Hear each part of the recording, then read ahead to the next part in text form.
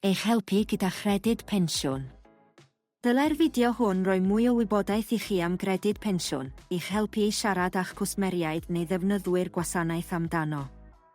Ac mwyn ei helpu i wirio eu cymhwysedd. Os ydych yn cynnal digwyddiad, rydym yn awgrymu gofyn i sefydliadau lleol fel Canolfan Cyngor ar Bopeth, Age UK, neu Independent Age i ddod draw. Mae'r adran gwaith a phensiynnau'n ddiolchgar am unrhyw gymorth y gallwch ei roi i ledaenu'r gair am gredyd pensiwn a gellir dod o hyd i ragor o wybodaeth, cyngor ac adnoddau ar ein pecyn cymorth ar gob, trwy chwilio. Pecyn cymorth credyd pensiwn. Gadewch i ni ddechrau gyda'r pethau sylfaenol. Beth yw credyd pensiwn? Mae credyd pensiwn yn fydd dal sy'n rhoi arian ychwanegol i bobl helpu gyda'i costau byw os ydynt dros oedran pensiwn o wladwriaeth ac ar incwm isel. Gall credyd pensiwn hefyd helpu gyda chostau tai, biliau ynni, a mwy.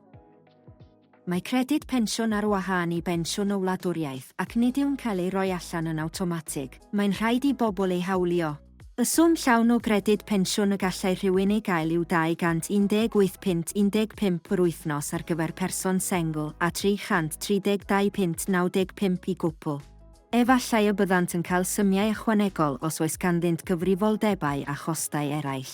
Efallai na fydd pobl yn gymwys i gael y swm llawn ond gallent ddal i gael rhywbeth.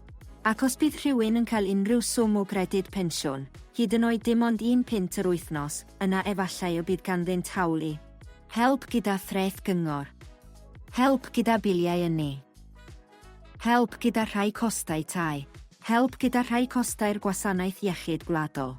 Taliadau tywydd oer. Trwydded deledu am ddim os dros 75 oed a mwy. Pwy allai fod yn gymwys? Yn y bôn, pensiynwyr ar incwm isel neu ddim incwm o gwbl. Gallai'r incwm hwn ddod o bensiwn o wladwriaeth, pensiwn preifat, cyfuniad o'r ddau, neu gynilion. Gallant fod yn gymwys o hyd os. Maent yn berchen ar eu cartref eu hunain. Mae ganddynt fwy na 10,000 o bunnoedd mewn cynilion. Felly, mae'n debyg y gallai mwy o bobl nag ydych chi'n ei feddwl fod yn gymwys. Mae'n werth gwirio mewn gwirionedd. Sut i wirio? Defnyddiwch gyfrifiannell credyd pensiwn i gyfrifo a yw pobl yn gymwys a faint y gallent ei gael. I ddefnyddio'r gyfrifiannell, sicrhewch fod y wybodaeth ganlynol yn barod. Manylion enillion, buddsoddiadau a phensiynnau. Manylion cynilion a buddsoddiadau. Ni fydd y cyfrifiannell yn cadw unrhyw wybodaeth ac ni chaiff ei defnyddio ar gyfer unrhyw beth arall. Dyma ambell enghraifft ffuglenol. Un enghraifft yw Jack. Ganwyd Jack ar yr ail o Ebrill, 1955. Mae'n byw ar ei ben ei hun ac yn berchen ar ei gartref ei hun, felly gellir gadael yr adran ffioedd morgais a thai yn wag gan nad yw'n berthnasol i Jack.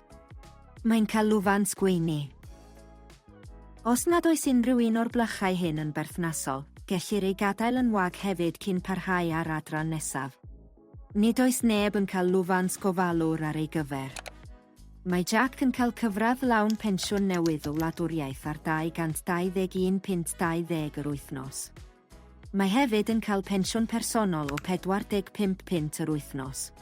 Nid oes gan Jack unrhyw incwm o enillion, felly gellir gadael yr adran hon yn wag hefyd. Mae ganddo gynilion o 22,000 o bunnoedd.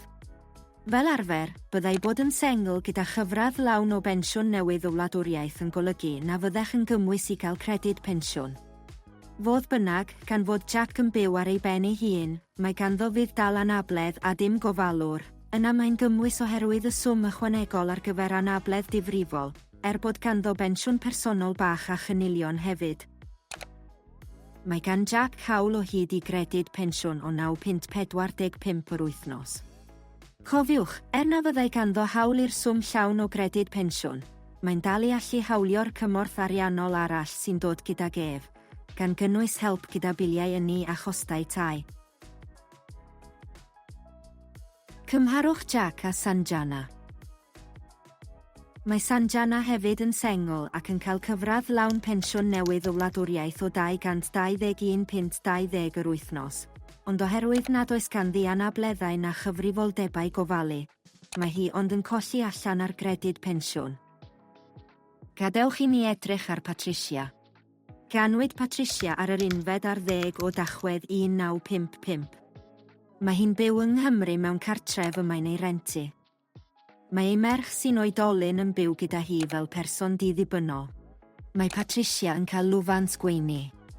Mae ei merch yn cael lwfans gofalwr am ofalu am ei mam. Mae Patricia yn cael pensiwn o wladwriaeth o 110 pint yr wythnos a blwydd dal o 30 pint yr wythnos. Mae ganddi hefyd gynilion o 11,000 pint.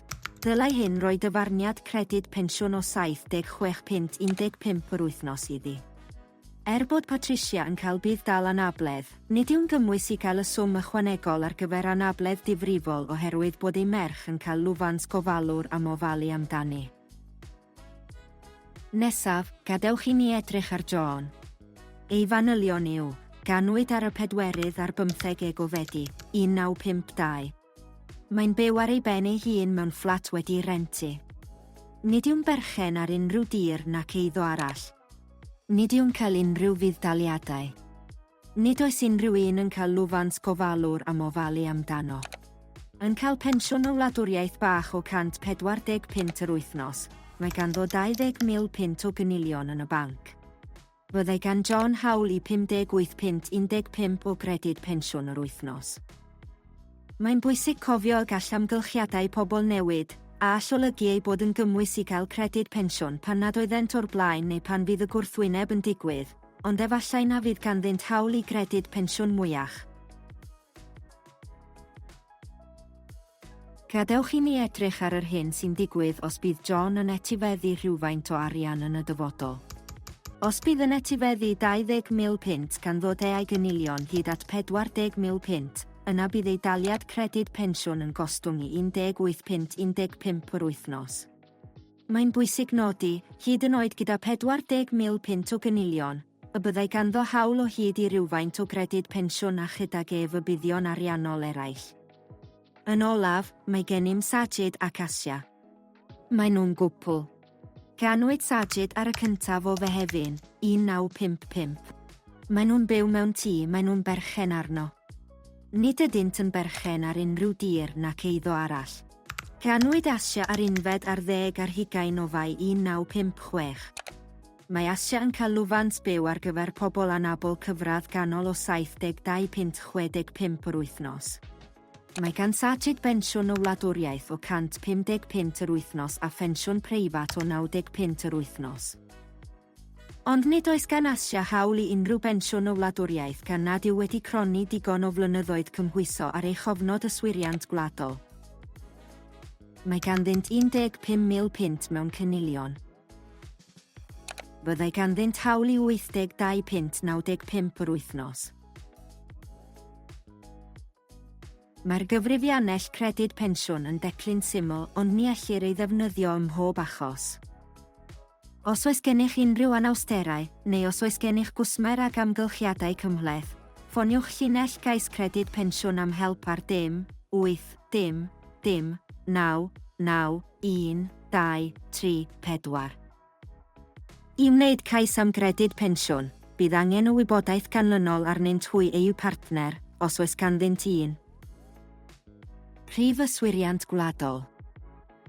Wybodaeth am unrhyw incwm, cynilion a buddsoddiadau sydd ganddynt. Gwybodaeth am ei hincwm, cynilion a buddsoddiadau ar y dyddiad y maent am ôl ddyddio eu cais. Gall person wneud cais unrhyw bryd ar ôl iddynt gyrraedd oedran pensiwn o wladwriaeth, a gall y cais cael ei ôl ddyddio o 3 mis, ond ni ellir ei ôl ddyddio i amser cyn oedran pensiwn o wladwriaeth. Byddant hefyd angen manylion eu cyfrif banc. Yn dibynnu ar sut maent yn gwneud cais, efallai y gofynnir iddynt hefyd am enw ei banc neu gymdeithas adeiladu, cod didoli a rhif cyfrif. Gallant, gwneud cais ar-lein drwy chwilio am gredyd pensiwn ar GIF, IG. Gwneud cais dros y ffôn ar 8 9 9 9 1 2 3 4. Gwneud cais drwy ffôn testun ar 8 1 6 9 10 dim 133. Gall ffrind neu aelod o'r teulu ffonio ar ei ran. Gwneud cais drwy'r post drwy chwilio ffurflen gais credyd pensiwn ar gif, neu drwy ffonio'r llinell gais a byddant yn anfon ffurflen drwy'r post. Felly, os ydych yn cael trafferth helpu eich cwsmer neu ddefnyddiwr gwasanaeth gyda naill ai'r gyfrifiannell cymhwysedd neu'r hawliad ei hun, yna ffoniwch linell ffôn credyd pensiwn. Rydym yma i helpu. Efallai y bydd sefydliadau fel Age UK, cyngor ar bopeth neu Independent Age hefyd yn gallu cynnig cyngor. Diolch am wylio.